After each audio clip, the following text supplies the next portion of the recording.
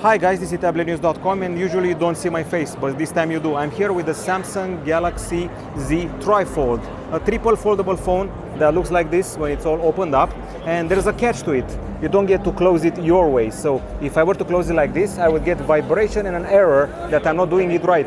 When I do this, I'm closing it correctly and properly. And this area is not usable like a phone. It's not like a Z Fold 7. It's not like a Huawei Mate X Ultimate. It's not like any phone because it's not usable. Apparently for the sake of protection, that's Samsung's motivation. And now this is the external screen. Of course, the phone gets quite a bit thicker when it's closed up like this. It's around 12.9 millimeters. But considering you have three phones in one, you should probably take the trade-off.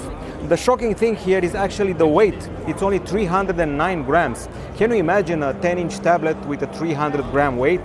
Now, Samsung's own tablets weigh 500 grams, 600 grams, but none of them weigh 300 grams. Even the Galaxy S25 Ultra weighs 218 grams or something like that, so that's pretty impressive. Now, the phone includes a combination of materials. I have some of them here. So you have a ceramic glass fiber reinforced polymer back, which you can see at the back side. Looks a bit like fiber carbon here. The phone started selling in South Korea in December. There were queues and it got sold out pretty fast. That's pretty impressive in my book. It's coming to USA, and I'm not sure if you're getting it in Europe or not. Right now I'm at CES in Las Vegas, and you should be able to buy it here in a few weeks. That's my guess. So I was speaking about materials. So ceramic glass fiber reinforced polymer back. We got an aluminum frame, and you can see here that the hinge, this one is made of titanium. This is one of the hinges. And here you can see the other hinge, also titanium. It's IP48 certified, much like the Galaxy Z Fold 7 and Z Flip 7. It takes water and dust and has an advanced armor aluminum frame. Now, speaking of the screens, there are two screens actually, not three, like the Huawei triple foldable. This is the main one. It's a dynamic AMOLED LTPO 2X, and it's actually offering 120 Hz refresh rate. So if you want to do gaming on it, be my guest. It also has HDR support. Now, when I'm closing it up always in the wrong way, I'm triggering the external screen, which is a 6.5-incher dynamic LTPO AMOLED 120 Hz as well, with Gorilla Glass Ceramic 2 protection, which is the latest one. Inside, we don't exactly have the latest CPU. They went with the previous Gen 1. I'm talking about the Snapdragon 8 Elite, not the Snapdragon 8 Elite Gen 5. But there's plenty of RAM, 16 gigs of RAM, up to 1 terabyte of storage, and the cameras look pretty familiar. So we have a main 200 megapixel camera at the backside, the camera from the S25 Ultra, 10 megapixel telephoto with 3x optical zoom. It's not a periscope, all the lenses are rounded, you can see here. If there was a square one, it would have been a periscope. And we have a 12 megapixel ultra wide. It shoots 8K video, and here we have a 10 megapixel selfie camera for the external screen and 10 megapixel for the other screen. I was left wondering, what can I use the screen for on the side with this extra space? So if you take a photo, you'll see a preview of it on this extra space. That's what it does, basically.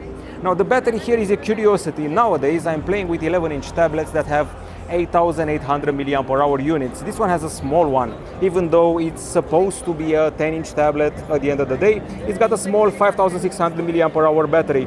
So much so that I think it's actually smaller than the Honor Magic V5, which is a regular foldable, which is kind of odd.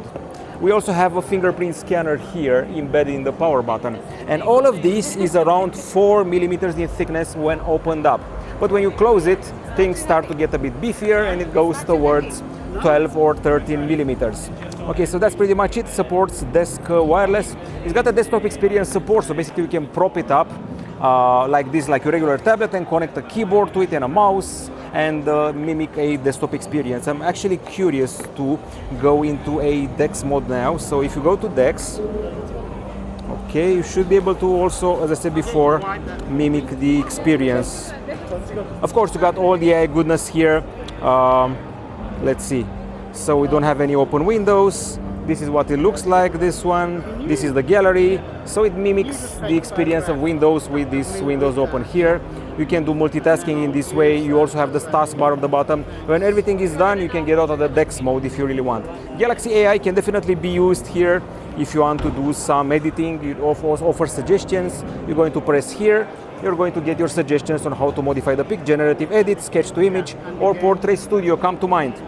You can also do translate. You also have your voice recorder here. You can definitely record your voice, turn it into text, translate it, do a summary, and what have you. You can also cut the noise from the recording, both when it comes to audio recording and when it comes to filming. So Galaxy AI, all the features you had on the Galaxy Z Fold 7, S25 Ultra are available on the Galaxy Z Trifold. And now the price should be around something like $3,000. That's in South Korea. I'm curious about USA when it will arrive here or there, depending on when you're watching. So at the end of the day, this is a triple foldable. I'm actually curious why they don't call it the dual fold, because it has 2 fold points, 2 hinges. Why triple fold? Because it folds twice. Actually, let's see.